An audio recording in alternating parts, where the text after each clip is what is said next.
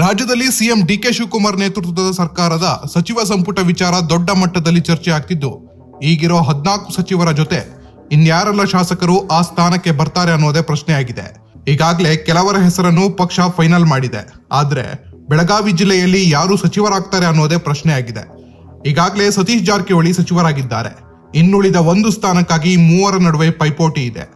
ಒಂದು ಲಕ್ಷ್ಮೀ ಹೆಬ್ಬಾಳ್ಕರ್ ಈಗಾಗಲೇ ಸಿದ್ದರಾಮಯ್ಯ ಸಂಪುಟದಲ್ಲಿ ಸಚಿವರಾಗಿದ್ರು. ಮತ್ತೊಂದು ಲಕ್ಷ್ಮಣ್ ಸವದಿ ಕಳೆದ ಬಾರಿ ಬಿಜೆಪಿ ಬಿಟ್ಟು ಬಂದು ಕಾಂಗ್ರೆಸ್ನಲ್ಲಿ ಶಾಸಕರಾಗಿದ್ದಾರೆ. ಅವರಿಗೆ ಸಿದ್ದರಾಮಯ್ಯ ಸಿಎಂ ಆಗಿದ್ದಾಗ ಅವಕಾಶ ಸಿಕ್ಕಿರಲಿಲ್ಲ. ಈಗ ಡಿಕೆ ಶಿವಕುಮಾರ್ ಸಿಎಂ ಆಗ್ತಿದ್ದಂತೆ ಅವಕಾಶ ಕೊಡೋ ಸಾಧ್ಯತೆ ಹೆಚ್ಚಾಗಿದೆ. ಮತ್ತೊಬ್ಬರು ಅಶೋಕ್ ಪಟ್ಟಣ್, ಇವರು ಸಿದ್ದರಾಮಯ್ಯ ಆಪ್ತರಾಗಿದ್ರು ಕೂಡ ಜಾತಿ ವಿಚಾರದಲ್ಲಿ ಸಚಿವ ಸ್ಥಾನಕ್ಕೆ ಕುತ್ತು ಬರಬಹುದು. ಹೀಗಾಗಿ ಮೂವರಲ್ಲಿ ಸವದಿಗೆ ಕೊಡೋ ಚಾನ್ಸ್ ದಟ್ಟವಾಗಿದೆ. ಸವದಿ ಈ ಹಿಂದೆ ಬಿಜೆಪಿ ಬಿಟ್ಟು ಬರುವಾಗ ಸ್ವತಃ ಪಕ್ಷವೇ ಸಚಿವರನ್ನಾಗಿ ಮಾಡೋದಾಗಿ ಮಾತು ಕೊಟ್ಟಿತ್ತು. ಈಗ ಅವಕಾಶಕ್ಕಾಗಿ ಕಾಯುತ್ತಿದ್ದು ತಮಗೆ ಸಚಿವ ಸ್ಥಾನ ಸಿಗೋ ಭರವಸೆಯಲ್ಲಿದ್ದಾರೆ. ಮಂಡ್ಯ ಯಾವಾಗ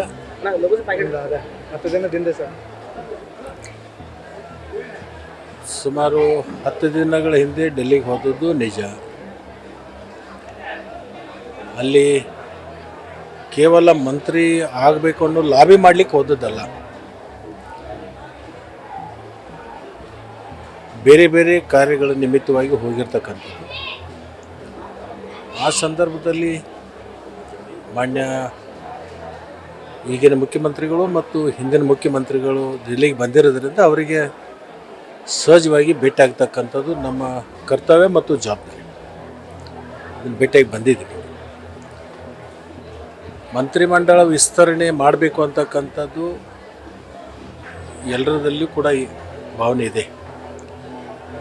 ಕೇಂದ್ರ ಸರ್ಕಾರದಲ್ಲಿ ಈ ನೀಟ್ ವಿಷಯವಾಗಿ ಸ್ವಲ್ಪ ಪ್ರತಿಭಟನೆ ಅವು ನಡೆದಿರೋದ್ರಿಂದ ಕೇಂದ್ರದ ವರಿಷ್ಠರು ಆ ಒಂದು ಪ್ರತಿಭಟನೆಯಲ್ಲಿ ಸ್ವಲ್ಪ ಬಿಜಿ ಆಗಿರೋದ್ರಿಂದ ಅದು ಸಭೆ ಮಾಡಲಿಕ್ಕೆ ಅವಕಾಶ ಆಗಿಲ್ಲ. ಬಹುಶಃ ರವಿವಾರ ಸೋಮವಾರ ಡೆಲ್ಲಿಗೆ ಹೋಗ್ಬೋದು. ಡೆಲ್ಲಿಗೆ ಹೋಗಿ ಬಂದ ಮೇಲೆ ಕೇಂದ್ರದ ಒಪ್ಪಿಗೆಯನ್ನು ಪಡ್ಕೊಂಡು ವರಿಷ್ಠರ ಗಮನಕ್ಕೆ ತಂದು ವರಿಷ್ಠರ ಒಂದು ಸೂಚನೆ ಮೇರೆಗೆ ಮಂತ್ರಿಮಂಡಲವನ್ನು ವಿಸ್ತರಣೆಯನ್ನು ಮಾಡ್ತಾರೆ. ಬಹುತೇಕ ಫಿಕ್ಸ್ ಆಗಿದೆ ಸರ್. ಹೆಸರು ಕೇಳಿ ಬರ್ತಾ ಇದೆ ನಿಮ್ಮದು ಪಟ್ಟಿಯಲ್ಲಿ. ನಿಮ್ಮ ಮಾಧ್ಯಮದವರನ್ನೇ ಭಾಳಷ್ಟು ಜನರನ್ನು ಈಗಾಗಲೇ ಪ್ರಕಟ ಮಾಡ್ತಾ ಇದ್ದೀರಿ. ಅದು ಮಾಧ್ಯಮದಲ್ಲಿ ಅನೇಕ ಶಾಸಕರ ಹೆಸರುಗಳು ಕೂಡ ಬರ್ತಾ ಇದ್ದನ್ನು ನಾನು ನೋಡಿದ್ದೀನಿ. ನನ್ನ ಹೆಸರನ್ನು ನೀವು ಪ್ರಕಟ ಮಾಡಿದ್ದೀರಿ. ಬಟ್ ಕೇಂದ್ರದ ವರಿಷ್ಠರು ಮತ್ತು ಮುಖ್ಯಮಂತ್ರಿಗಳು, ಮಾಜಿ ಮುಖ್ಯಮಂತ್ರಿಗಳು, ರಾಜ್ಯಾಧ್ಯಕ್ಷರು ಕೂಡ ಏನು ತೀರ್ಮಾನ ಮಾಡ್ತಾರೆ ಅದು ಅಂತಿಮವಾಗಿರ್ತಕ್ಕಂಥ. ಮತಕ್ಷೇತ್ರದ ಜನರು ಕೂಡ ನಿರೀಕ್ಷೆ ಇದೆ. ಮತಕ್ಷೇತ್ರದ ಜನರ ನಿರೀಕ್ಷೆ ಇದೆ, ನಿನ್ನ ನಿರೀಕ್ಷೆನೂ ಇದೆ. ನಿನ್ನ ಅಭಿಪ್ರಾಯ ಏನು? ನಮ್ಮ ಅಭಿಪ್ರಾಯ ನಡೆಯಲ್ಲ ಸರ್. ಏನು ಜನರ ಅಭಿಪ್ರಾಯ ನಮ್ಗಾದ್ರೆ ಚೆನ್ನಾಗಿರುತ್ತೆ ಸರ್. ನೋಡೋಣ ಸರ್, ಈಗ ನೀವು ಬಿಜೆಪಿಯಿಂದ ಕಾಂಗ್ರೆಸ್ ಬರಬೇಕಾದ್ರೆ ಕೆಲವೊಂದಿಷ್ಟು ಮಾತುಕತೆಗಳಾದವು. ನಿಮಗೂ ಕೂಡ ಸಚಿವ ಸ್ಥಾನ ಕೊಡ್ತೀನಿ ಅಂತ ಹೇಳಿ ಮಾತುಗಳು ಇದ್ವು ಅಂತೇಳಿ ಜನರು ಮಾತಾಡ್ತಾ ಇದ್ದಾರೆ ಸರ್. ಜನರು ಮಾತಾಡ್ತಾ ಇದ್ದಾರೆ. ನಾವೇನು ಮಾತಾಡಿದ ಅನ್ನೋದು ನಿನಗೆ ಗೊತ್ತಿಲ್ಲಲ್ಲ, ಜನರಿಗೂ ಗೊತ್ತಿಲ್ಲಲ್ಲ. ಜನರಿಗೆ ಬೇಕಾಗಿರೋದು ಅದೇ ಸರ್. ಈಗ ಏನು ಸಿಗ್ಬೋದಾ ಶಾಸಕರಿಗೆ ಸಚಿವ ಸ್ಥಾನ? ಕಾಯಿರಿ, ಒಂದು ವಾರ ಕಾಯಿರಿ. ಎಲ್ಲರೂ ನಿಮಗೂ ನಿಮ್ಮ ಪ್ರಶ್ನೆಗಳಿಗೆ ಎಲ್ಲದಕ್ಕೂ ಉತ್ತರ ಸಿಗುತ್ತೆ.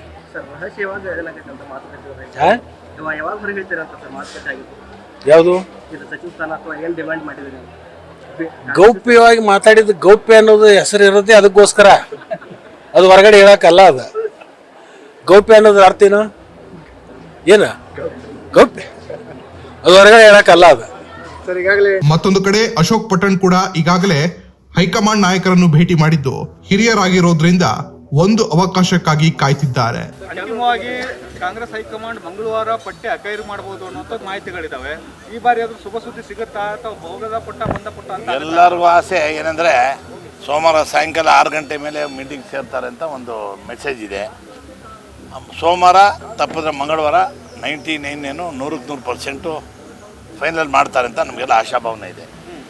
ಮೋಸ್ಟ್ಲಿ ಹೊಸ ಮಂತ್ರಿಮಂಡಲ ಬುಧವಾರ ಆಗ್ಬೋದು ಅಂತ ನಮಗೆಲ್ಲ ಮಾಹಿತಿ ಇದೆ. ಅಲ್ಲ ಸರ್, ಈಗ ಹೇಗೆ ಅಂತ ಸರ್, ಹೊಸಬರಿಗೆ ಆದ್ಯತೆನ ಹಳಬರಿಗೆ ಆದ್ಯತೆನ ಅಂತ? ಹೊಸಬರಿಗೆ ಆದ್ಯತೆ ಕೊಡಲೇಬೇಕು ಅಂತ ಮೊದಲಿಂದ ನಾವು ಸ್ಟ್ರೈಕ್ ಮಾಡ್ತಾನೆ ಇದ್ದೀವಿ, ನಾವು ಪ್ರತಿಭಟನೆ ಮಾಡ್ತಾನೆ ಇದ್ದೀವಿ. ರಿಕ್ವೆಸ್ಟ್ ಮಾಡಿದ್ರೆ ದೆಹಲಿ ನಾಯಕರಿಗೆ, ಕರ್ನಾಟಕದಲ್ಲಿರೋ ಎಲ್ಲ ಕಾಂಗ್ರೆಸ್ ಮುಖಂಡರಿಗೂ ಹೇಳಿದ್ದೀವಿ, ಕೊಟ್ಟವ್ರಿಗೆ ಕೊಡಬೇಡಿ, ಎಲ್ಲರಿಗೂ MLAಗೂ ಅವಕಾಶ ಕೊಡಿ ಅಂತ. ನಾನು ಹೇಳಿದ್ನಲ್ಲ, ಫಸ್ಟ್ ಟೈಮ್ ಮಂತ್ರಿಮಂಡಲ ಮಾಡ್ಬೇಕಾದ್ರೆ ಸುರ್ಜೇವಾಲಾನೇ ಹೇಳಿದರು, first time after 2.5 years will remove everybody except ಒಂದು 5-6 senior member, will give chance to everybody ಅಂತ ಹೇಳಿದ್ದಾರೆ. ಅದೇನೇ ನಾವು ಅದನ್ನು ಅದೇ ಮಾತನ್ನು ಮುಂದೆ ಇಟ್ಕೊಂಡು ನಾವು ಫೈಟ್ ಮಾಡ್ತಾಯಿದ್ವಿ. ನನ್ನ ಪ್ರಕಾರ ಇನ್ನೂ 20 ಇದೆ, 20ರೊಳಗೆ 15 ಜನಕ್ಕೆ ಹೊಸಬ್ರು ಕೊಡ್ಬೋದು ಅಂತ ನಾವು ಎಕ್ಸ್ಪೆಕ್ಟ್ ಮಾಡ್ತಾ ಇದ್ದೀವಿ. ಬೆಳಗಾವಿ ಭಾಗದಲ್ಲಿ ಈಗಾಗಲೇ ಒಂದಿದೆ, 3 ಸಿಗಬೇಕು ಅಂತ ಒತ್ತಾಯ. ಹೌದು, 3 ಕೊಟ್ಟರೆ ಒಳ್ಳೇದು. ಅಲ್ಲಿ ಎಲ್ಲ ಬೇರೆ ಬೇರೆ ಸರ್ಕಾರದಾಗೆಲ್ಲ ನೀವು ಹಿಸ್ಟ್ರಿ ತೆಗೆದು ನೋಡಿ, ಒಂದು ಸರಿ 4 ಜನ ಇದ್ದರು, ಅದೇ ಥರ 3 ಜನ ಇರಲೇಬೇಕು ಅಂತ ನಮ್ಮದು ಒತ್ತಡ ಇದೆ. ಭಾಳ ದೊಡ್ಡ ಇದು ನಮ್ಮ ಜಿಲ್ಲೆ 18 ಜನ MLAಗಳಿದ್ದಾರೆ, ಅದರಿಂದ 3 ಜನ ಮಂತ್ರಿಮಂಡಲ ಕೊಟ್ಟರೆ ಭಾಳ ಒಳ್ಳೆಯದು ಅಂತ ನಮ್ಮದು ಬೇಡಿಕೆ. ಭೇಟಿ ಮಾಡಿದ್ದೀರಿ ಸರ್ ಇದೇ ವಿಚಾರ? ನಾನು ಖರ್ಗೆ ಅವ್ರನ್ನ, ಸತೀಶ್ ಜಾರಕಿಹೊಳಿ ಸಪ್ರೇಟ್ ಹೋಗಿದ್ದಾರೆ, ನಾವೇ ಸಪ್ರೇಟ್ ಹೋಗಿದ್ದೀವಿ. ಸತೀಶ್ ಜಾರಕಿಹೊಳಿ ಅವರು ಜಿಲ್ಲಾ ನಾಯಕರು, ರಾಜ್ಯದ ನಾಯಕರು ಅವ್ರು ಹೋಗಿ ಸಪ್ರೇಟಾಗಿ ಮಾತಾಡಿದ್ದಾರೆ. ನಾವು ಹೋಗಿದ್ದು ನಿಜ ಅಲ್ಲಿ, ಬಟ್ ನಾವು ಅವ್ರ ಪಾಡ್ಗೆ ಅವ್ರು ಸಪ್ರೇಟ್ ಬಂದಿದ್ದರು.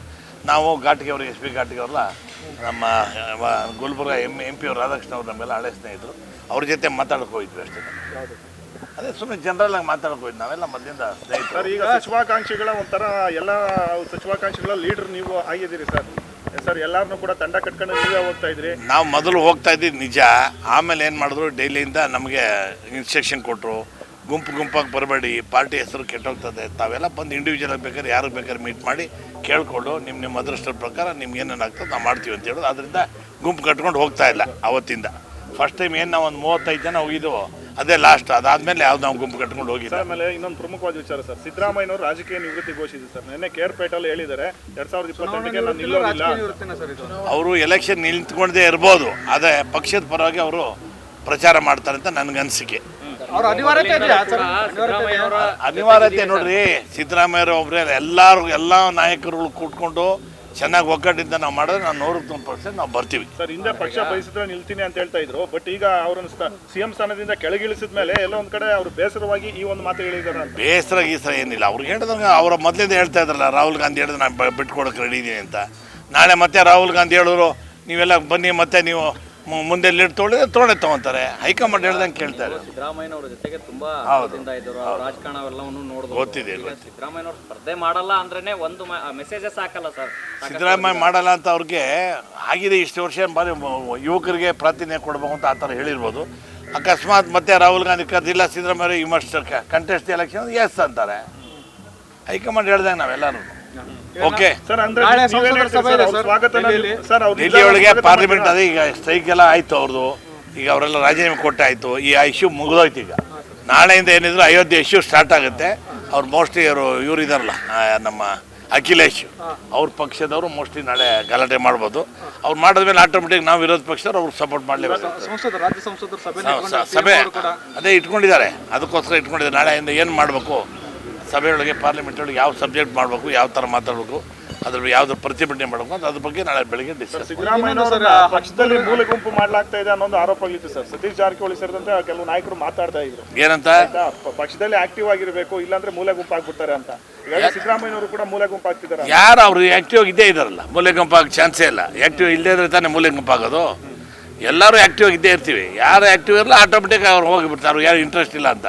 ಸಿದ್ದರಾಮಯ್ಯ ಮನೆಗೆ ದಿನ ನೋಡ್ತಾರೆ, 100 ಬೇಕಾದಷ್ಟು ಜನ MLAಗಳು ಬರ್ತಾರೆ, ಜನ ಬರ್ತಾರೆ, ಸಿಕ್ಕಾಪಟ್ಟೆ ಡಿಸ್ಕಷನ್ ನಡೀತಾ ಇರ್ತದೆ. ಸೇಮ್ ಮುಖ್ಯಮಂತ್ರಿ ಹೇಗಿದ್ದಾರೆ ಅದೇ ಥರ ಇವಾಗಲೂ ಇದ್ದಾರೆ. ಎಷ್ಟು ಜನ ಬರ್ತಾರೆ. ಕಣದಲ್ಲಿದ್ರೆ ಮೈಸೂರು ಸೇರಿದಂತೆ ಹಲವು ಭಾಗಗಳಲ್ಲಿ ಇನ್ನೂ ಕೂಡ ಪ್ರಭಾವ ಹೆಚ್ಚಿಸ್ಕೊಳ್ಬೋದು ಅಂತ ನಾನು ಹೇಳ್ದಲ್ಲ, ಪಕ್ಷದ ಇಂಟ್ರೆಸ್ಟ್ಗೋಸ್ಕರ ರಾಹುಲ್ ಗಾಂಧಿ ಅವರು ನೀವು ನಿಂತ್ಕೋಬೇಕು ಸಿದ್ದರಾಮಯ್ಯ ಅಂತೇಳಿ ಅವರು ನಿಂತ್ಕೊತಾರೆ.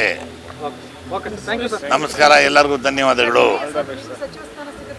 ನನಗೆ ಸಚಿವ ಸಿಗುತ್ತೆ ಅಂತ ನಾನು ಭಾಳ ಆಸೆ ಪಟ್ಕೊಂಡಿದ್ದೀನಮ್ಮ. ನಾನು ಭಾಳ ಸೀನಿಯರ್ ಇದ್ದೀನಿ. ಇವಾಗ ಯಾರು ಮಂತ್ರಿಗಳಾಗಿದ್ದಾರೆ ಅವರೆಲ್ಲರಿಗಿನ ಸೀನಿಯರ್. ದೇವರಾಜ ಕಾರ್ಯದರ್ಶಿಗೆ ನಮ್ಮ ರಮೇಶ್ ಕುಮಾರ್, ರಘುಪತಿ, ಚಂದ್ರಗೌಡ ಪ್ರೆಸಿಡೆಂಟ್ ಇದ್ದಾಗ ನಾವೆಲ್ಲ ಪ್ರಧಾನ ಕಾರ್ಯದರ್ಶಿಯಾಗಿ ಕೆಲಸ ಮಾಡಿದ್ದೀವಿ. ವಿದ್ಯಾರ್ಥಿ ಈ ದಿಶೆಯೊಳಗೆ ಕೆಲಸ ಮಾಡಿದ್ದೀವಿ. ಹಾಗಾಗಿ ನನಗೊಂದೇ ಒಂದು ಪ್ರಾಬ್ಲಮ್ ಆಗಿದೆ, ಜಾತಿ ರಾಜಕೀಯ ಬಂದು ನನಗೆ ಪ್ರಾಬ್ಲಮ್ ಆಗಿದೆ. ಜಾತಿ ರಾಜಕೀಯ ಒಳಗೆ ಅಂದರೆ ನಾನು ಏನೋ ಅಪ್ಪಿತಪ್ಪಿ ನಾನು ಲಿಂಗಾಯತರಾಗಿ ಹುಟ್ಟಿದ್ದೀನಪ್ಪ. ಲಿಂಗಾಯತರಾಗಿ ಹುಟ್ಟಿದ್ರೆ ಲಿಂಗಾಯತರು ಅಂತ ಹೇಳಿ ಬೇಡನಲ್ಲ, ಅದ್ರಾಗ ಉಪಜಾತಿ ಸಾಧರು ಬರಬೇಕು, ಬಣಜಿಗರು ಬರಬೇಕು, ಪಂಚಿಮ ಸಾಲಿ ಬರಬೇಕು, ಅವ್ರು ಬರೋಕೆ ಎಲ್ಲ ಜಾತಿ ಕೊಡೋಕ್ಕಾಗುತ್ತೆ. ಇವರು ಜಾತಿ ನೋಡಿ ಕೊಡಲಿ ಬೇಡನಲ್ಲ, ಅವ್ರು ಬೇಕು ಅಂತ. ಉಪಜಾತಿ ನೋಡೋಕೆ ಹೋಗಬೇಡಿ, ಉಪಜಾತಿ ನೋಡಿ ಯಾರು ಓಟ್ ಹಾಕಲ್ಲ.